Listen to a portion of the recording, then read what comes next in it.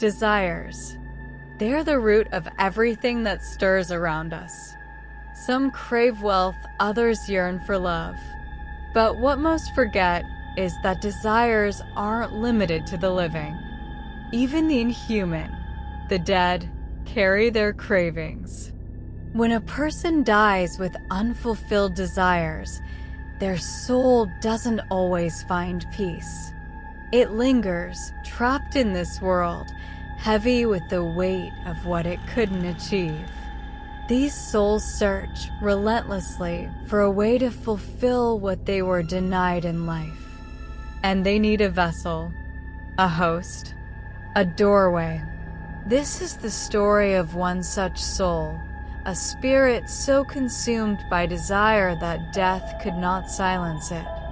A tale of haunting, desperation, and an unnatural bond between the living and the dead.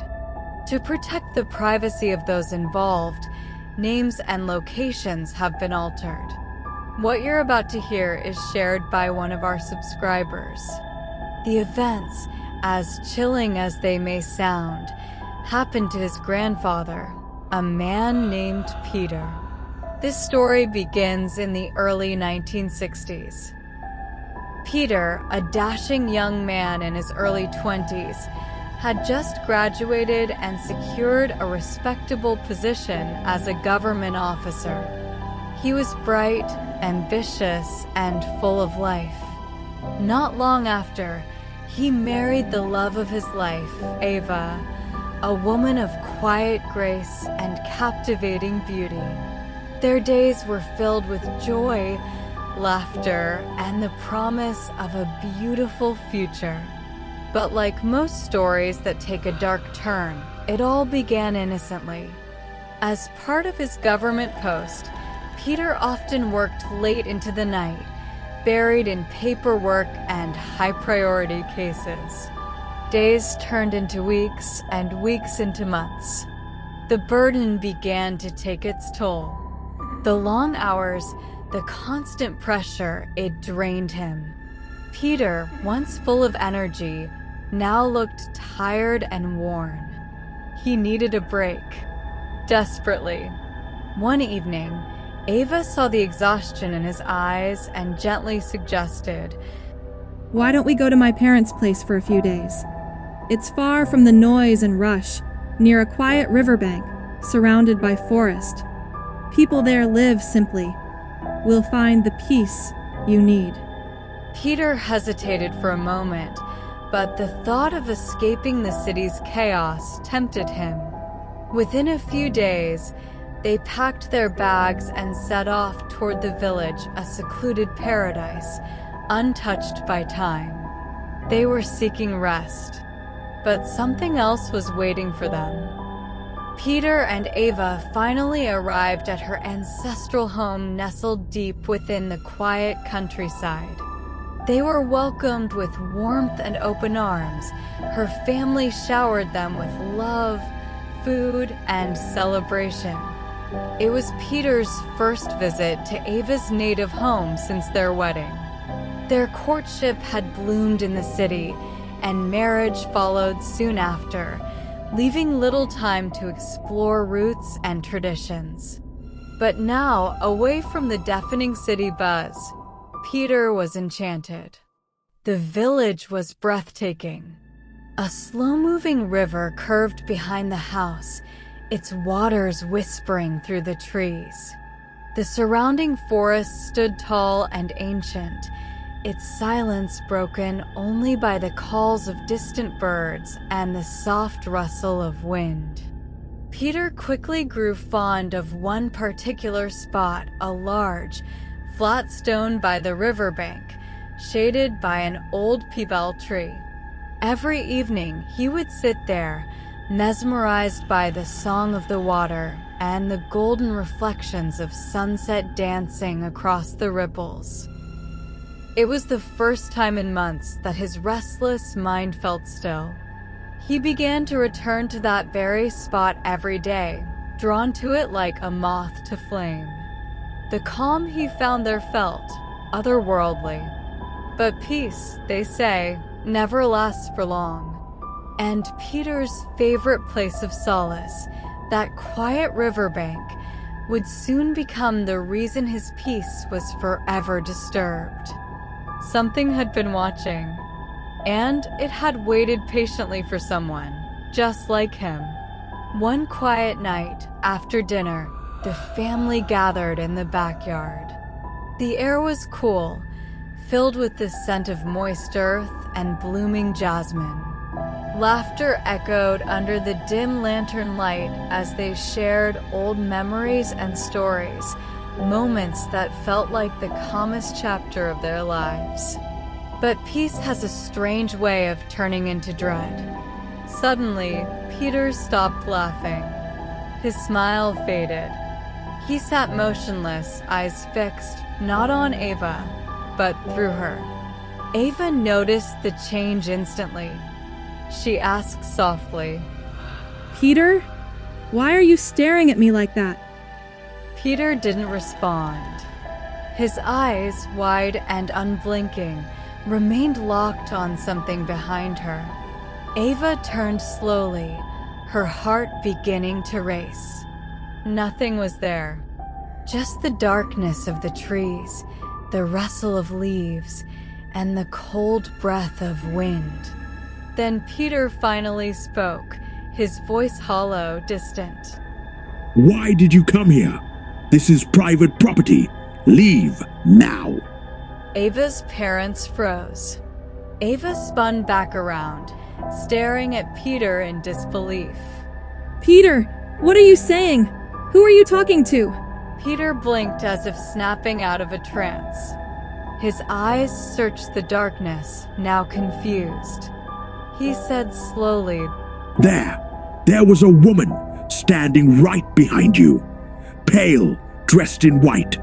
She didn't say anything, but she watched us for so long. I told her to leave, and she did. Chills ran down Ava's spine. Her parents exchanged nervous glances, but they had seen nothing. No figure, no movement, just shadows and night. They brushed it off, thinking perhaps Peter had a bit too much to drink, or maybe the countryside air was playing tricks on his mind. Trying to laugh it off, they headed inside and turned in for the night. But the wind outside whispered a different truth.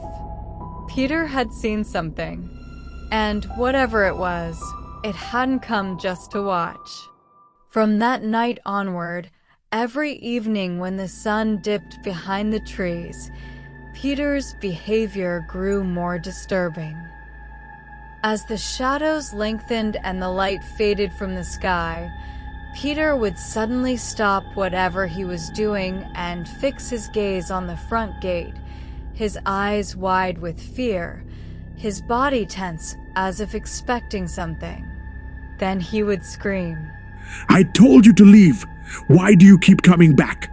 Why here? Every single night. I won't come with you. I don't know you. Why the hell would I go with a stranger? His voice would echo through the quiet village, raw and terrified. Ava and her parents stood frozen night after night, unable to comprehend the horror unraveling before them. Ava's father tried to reason with him. Her mother wept in confusion. But Peter would only retreat into silence once the sun had fully set, drenched in sweat, eyes darting around like prey sensing a predator. Now it was impossible to deny something was deeply wrong. Ava's parents, rooted in the old ways, had seen enough. Her father whispered one night, This isn't ordinary. We need help. Someone who understands spirits, a priest, a healer, someone who's dealt with this kind of darkness. But Ava refused to believe it. Modern, logical, educated, she scoffed at the idea of ghosts and spirits. She said firmly, No, this is psychological. Stress. Maybe trauma. We should take him to a doctor, not a priest. but deep inside, A small, silent fear had begun to stir. Because every time Peter screamed at that invisible figure at the gate, he wasn't just afraid. He looked like he was being hunted. And somewhere beyond that gate, something was waiting. Something that wouldn't stop. Ava's parents sat her down, their faces pale and serious. Her father said in a low voice, There are things that happen in small towns, things the city people refuse to believe. But that doesn't mean they don't exist. We've seen it before, and it's real. They were still speaking when suddenly Peter bolted upright, eyes wide with terror. Without a word, he ran to the far corner of the house and collapsed, curling into himself. He hid his face between his knees, rocking back and forth, muttering in a trembling voice. Please go away. I won't come with you. Leave me alone. The desperation in his voice sent shivers down their spines. Ava's father didn't waste a second. He rushed to the phone and called Father Martin, the priest of the old church known for handling the unexplainable. Within the hour, Father Martin arrived, his face grim, a small satchel of holy relics slung over his shoulder. One look at Peter's condition, and Father Martin nodded solemnly and spoke. This is possession. But it hasn't completed. The boy's will is strong. He's resisting. That's why the entity hasn't fully taken over. He instructed them to tie Peter to a chair in the living room. As they did, Peter thrashed and sobbed, whispering things no one could understand. Then Father Martin stood before him, opened a vial of holy water, and began to sprinkle it as he recited an ancient prayer. The room dropped in temperature. The candles flickered violently. Suddenly, Peter let out a blood-curdling scream, his head snapping up, eyes rolling white. And then, in a voice that wasn't his own, one that was female, sharp and echoing with rage, the spirit spoke. I will take him. He belongs to me now. I have chosen him. Father Martin remained steady and asked, Who are you? Why are you haunting this man? The voice responded in a bitter snarl. My name is Lisa. I was once a woman, in love, married the man I thought would cherish me. But it was a lie. He married me for my wealth. When I confronted him, he murdered me in cold blood and threw my body into the river like I was nothing. Ava's hand flew to her mouth in horror. Lisa continued, her voice now trembling with centuries of pain. He was caught, and now he rots in prison, but I never found peace. My soul is bound by my unfulfilled longing for true love. And then I saw him, this man, she said, referring to Peter. He used to sit at the riverbank, so serene, so kind. I fell in love. I followed him, and now I want to be with him forever. Father Martin's voice was stern but compassionate. Lisa, I understand your pain, but this isn't your world anymore. You don't belong here. What you seek cannot be forced. You must let go. He raised his crucifix, chanting louder now, the prayers pouring from his lips with force and urgency. Peter writhed in the chair, crying out as the spirit clung to him. But it was too late. The power of the ritual grew. With a final, agonizing scream, Lisa was torn from Peter's body, a shadowy wail lingering in the air before vanishing.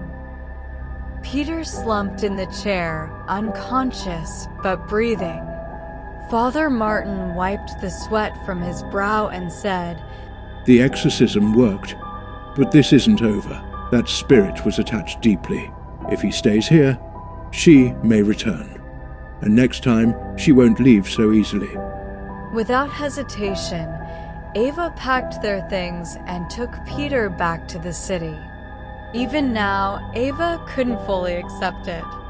She insisted it was psychological, perhaps a nervous breakdown. She took Peter to a renowned psychiatrist in the city. After several evaluations, the doctor simply said, "There's nothing wrong with him. He's completely fine." A few days later, Ava received a phone call from her parents. What they told her shattered everything she believed in. Her father's voice trembled as he spoke. We visited the local police station, and what we found will shake you too. They had inquired about the name Lisa, the very name the spirit had uttered during the exorcism. To their horror, everything the spirit had said was true. A few years ago, a woman named Lisa had been brutally murdered by her husband, a man who married her only for her wealth. When she discovered his betrayal and confronted him, he strangled her in cold blood and dumped her body into the river. The case was closed. The husband was tried and sentenced to life in prison, but Lisa's soul, it seemed, had never moved on. As Ava listened, her hands went cold. Her legs trembled beneath her. The line between reality and myth blurred in that single moment. Everything she had dismissed, the possession, the chilling voice, the ghostly confessions, was real. She sank into her chair, eyes wide with dread. The whispers, the fear, the cries from Peter. They weren't the result of a breakdown. They were the echoes of a tormented soul, still searching, still yearning. The spirits were real. Lisa was real. And now Ava understood. Some truths aren't imagined. Some nightmares don't wait for sleep.